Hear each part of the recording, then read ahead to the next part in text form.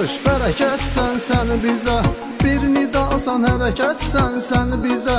Hər yağışın damlasında xeyri var, möcüzədir sanki onda sehir var. Sən yağmasan halımızla pisləşər, hər bir canlı çətinliklə üzləşər. Gülçəyin ətri gedər həyatdan, insanlar da köçər bu kainatdan.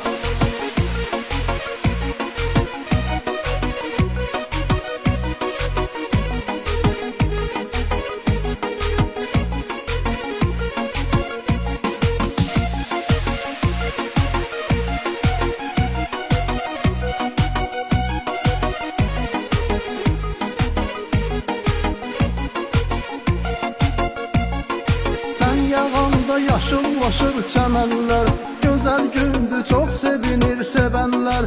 Hər damlanın səsinə aşiq olurlar, sevənlər də sonda ailə qurur.